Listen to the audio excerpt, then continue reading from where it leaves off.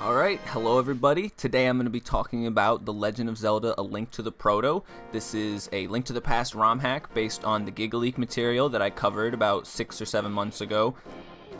This was done by a group of ROM hackers, originally calling ourselves DELDA.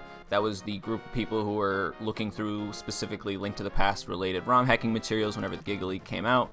And as time progressed, it was evident that there was enough material there that we could put it inside the game and make it playable. So this is the culmination of all that work, primarily spearheaded by ROM hacker Seth. He is the mastermind behind Parallel Worlds and the Conquer spin-off hacks as well.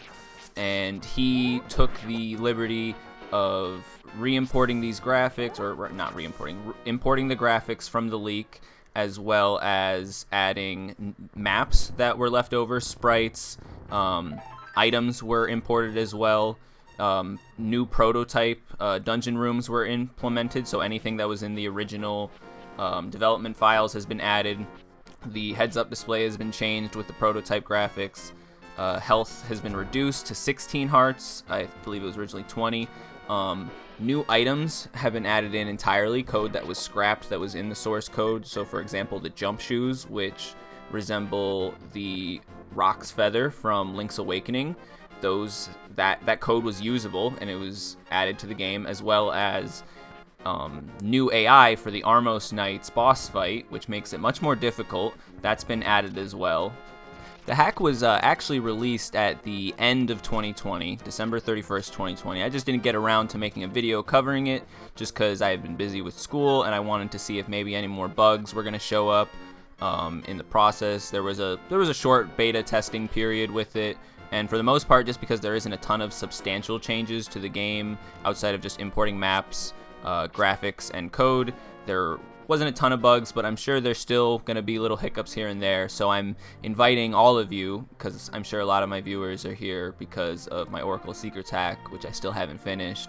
I'm sure a lot of you are teaming, for something to be able to play. So I think this prototype hack is a great thing to hold you over. You get to see a lot of graphics, a lot of unused things from Nintendo's development of Link to the Past, while still basically playing Link to the Past, having a good experience with that. If it's been a while since you played Link to the Past, not only will things be completely new this time, but there's still going to be plenty of similarities that you're not, playing a brand new game.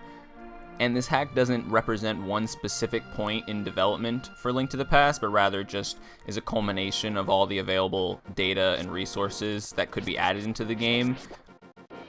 So for anyone who's upset if this is not a 100% faithful representation of the Link to the Past development, I'm sorry, a lot of creative liberties had to have been taken to put this together. There's no true way to know what the game could have acted or looked like, but this is still enough where you can see everything that was worth seeing in-game. Things like the Great Deku Tree, the the new graphics for different exteriors on the dungeons. So those things are all available to see, as well as there is a secret, I'm not going to share where it is, but there's a secret museum of sorts of different graphics that were still notable and cool, but just couldn't find their way anywhere in the main game. And you can keep your eye out for that while playing, because there's some cool, it's like an Easter egg that you can find, among other small little details that you will only notice if you're really paying attention while you play.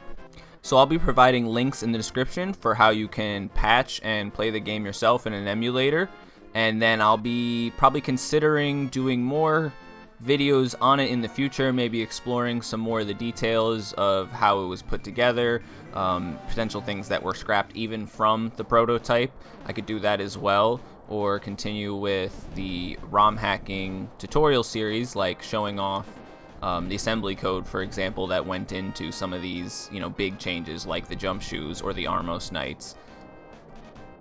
And I haven't forgotten about Oracle Secrets. I still have some stuff I want to show when it comes to that, little things I've been working on just to keep you guys updated, but at least having the prototype hack as something to play, something to try out, I think is really cool. I think more people should be involved in Link to the Past ROM hacking, or at least just play the ROM hacks, you know. And since we're already benefiting so much from Seph's hard work on this hack, you can try out his other hacks like Parallel Worlds, the Conqueror's Hyrulean Tale, and the Milk Utopia. That was like a redux, a revision of the Conqueror's Hyrule Tale concept. They're all really great hacks, all really goofy and crazy, and I think the Link to the Past prototype is a great way for him to kind of end off his career with Link to the Past ROM hacking.